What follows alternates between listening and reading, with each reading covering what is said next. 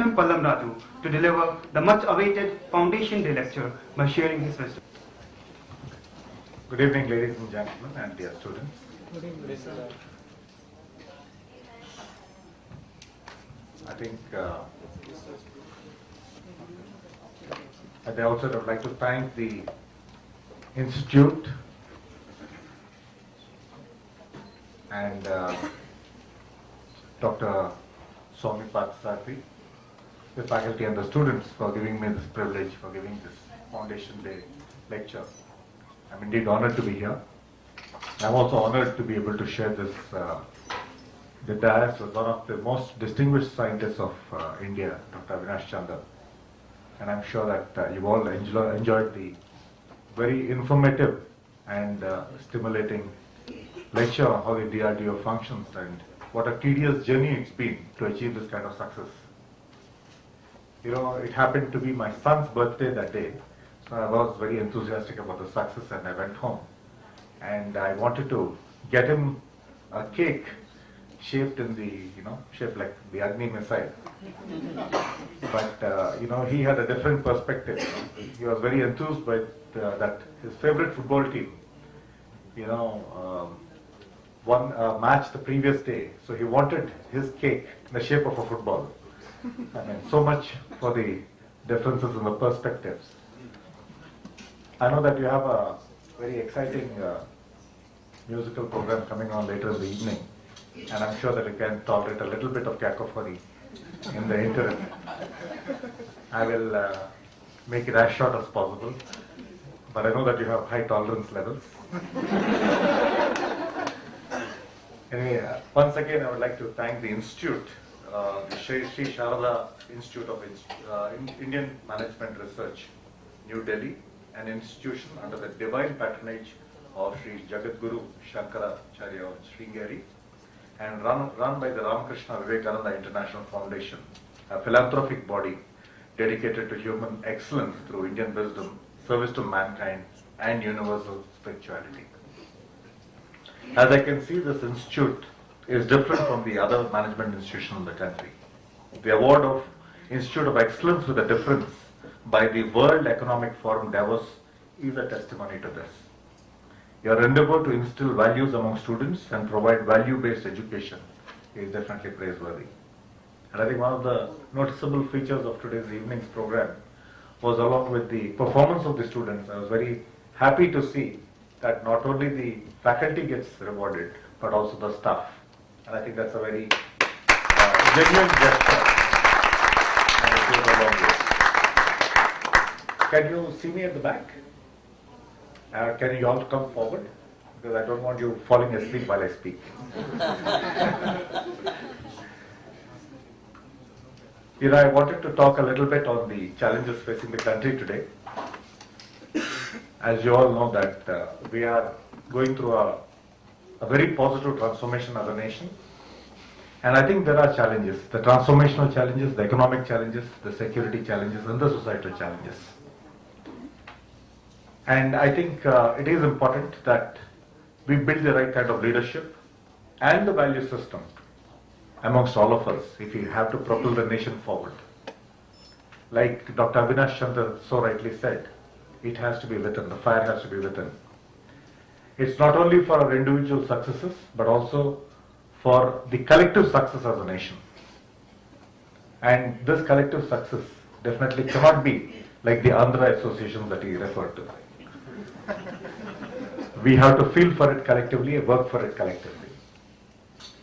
And the security challenges are numerous, both internal and external. You've heard the Prime Minister refer to the internal security challenges a number of times in terms of the Naxalism that has spread to a lot of districts within the country.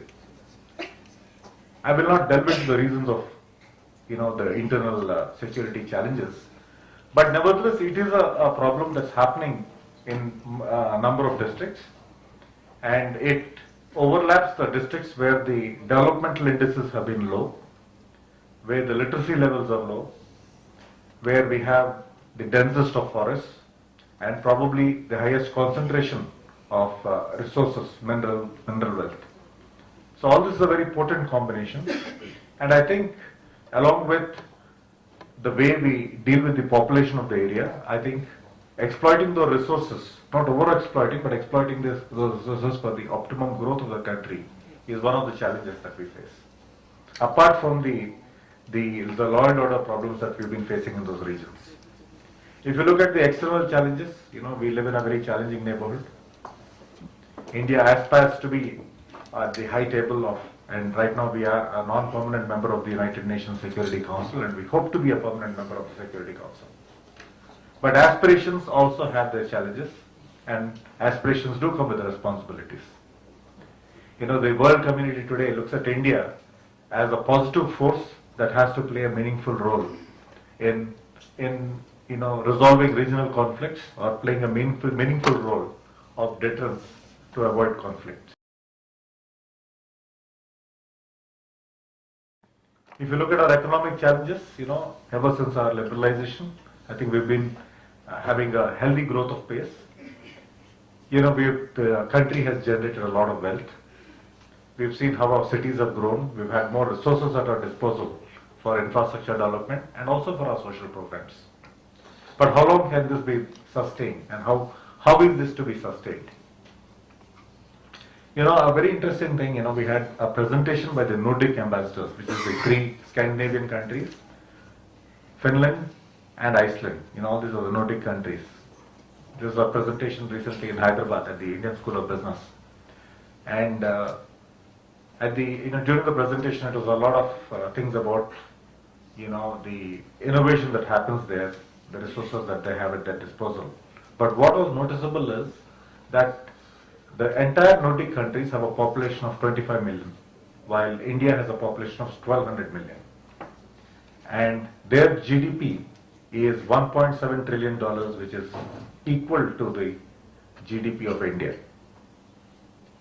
But what they have focused, with that kind of wealth and with such a small population, they could be leading the, life of any sheikh anywhere in the world. But their focus is on transforming the society, in having equitable distribution, focusing on social welfare programs, having a lot of respect for environment and ecology. And if you look at the active role that they play in world affairs, they try to make a positive contribution to growth all around the globe and for resolution of conflicts. I think that is to a truly transformed society. They bring with them along not only growth, but also a certain set of values to humanity. And I think that is what India should aim at transforming itself. Right now, we are enjoying the fruits of growth, but I think the competition is about who has the biggest house or the fanciest car. I think we have to evolve beyond that. And I think that is what probably this institution is about, that it is teaching you the values that matter. We pride ourselves as a nation having the youngest workforce. Statistics said the other day that 72% of our nation's population is about 40 years or below. It is definitely a workforce not only for India but for the world. We bring with ourselves great skill sets, great education. If you look at the engineering force, if you look at the research that's happening out of India, most of the multinationals have their development centers of India. And the percentage of contribution by services and the knowledge sector has been increasing over the years. Although 60% of our population is dependent on agriculture, our manufacturing has remained consistent at 16% over the number of years, despite the growth of the economy. So I think we also have to get into the manufacturing domain, picking up the skill sets that are needed for various vocational skills. And I think that is one area that the government is actively working on through the National Skill Developmental Corporation. And we need a lot of numbers. We need to generate the capacity for deliverance. Apart from all these initiatives, I think the most important thing is the value system that we have as a nation. Because this young society, if it is endowed with the right value system, I think it can be a very, very positive force. I travel in my job as the Raksha Rajya Mantri. I am responsible for Sainik schools and the National Cadet Corps. And so I come across a lot of youngsters all across the country when I go to the Sainik schools and the NCC camps. And what touches me is, despite their economic background or economic circumstances or their educational background, I see very high confidence levels. And that really touches me. And I feel that that is the real engine of growth. You know, we have the right spark in the population. But this spark has to be again endowed with the right education, the skill sets, and most important, I think, the value system. And I think that is what our education system, our exposure, and our institutions should focus on. You know, my generation relates to, you know, discipline being enforced on us through our parents and our teachers. I think that's long gone, you know, because if I try to talk to my daughter or my son, they'll be, you know, please don't lecture me and walk away, you know. I think that those days are over. So I guess it has to be in an institutional form. And I do believe in the National Cadet Corps, which, you know, instills some of these value systems. But it also has to come from our learning institutions. And I think I hope that, you know, more institutions would focus on the value systems like this institution is doing.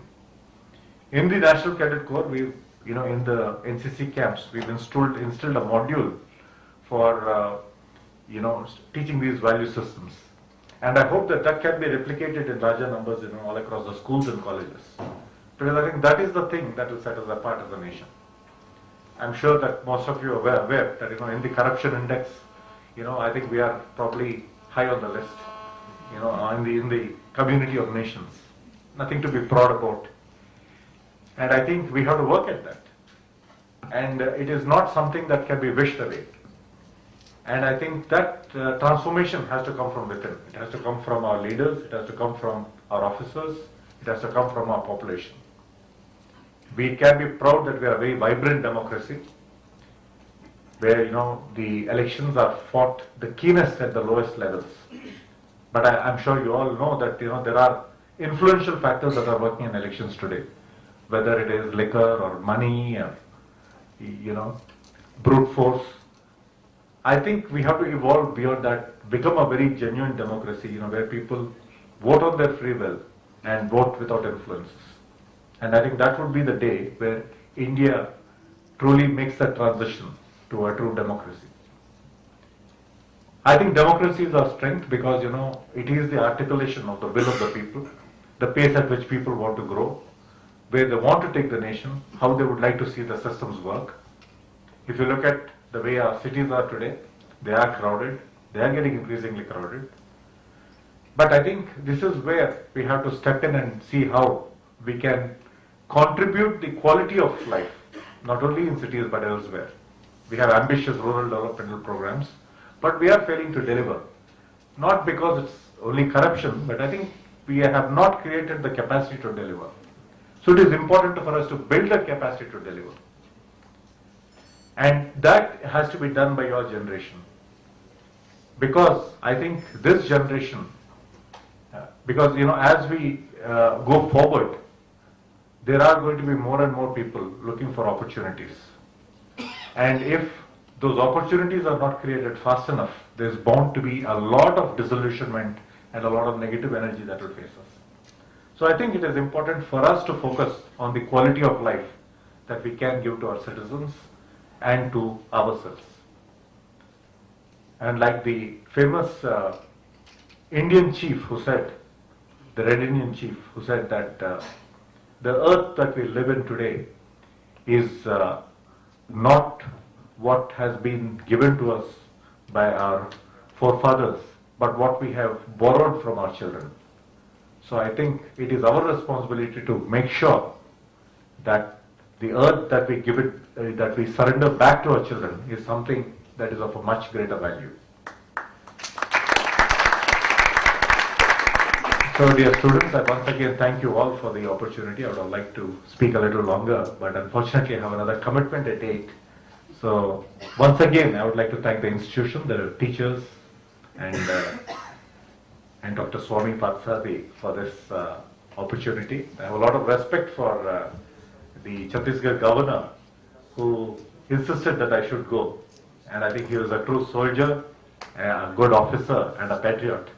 And I hope that that is who you will all grow up to be and make our nation proud. Thank you. And Jai Hind.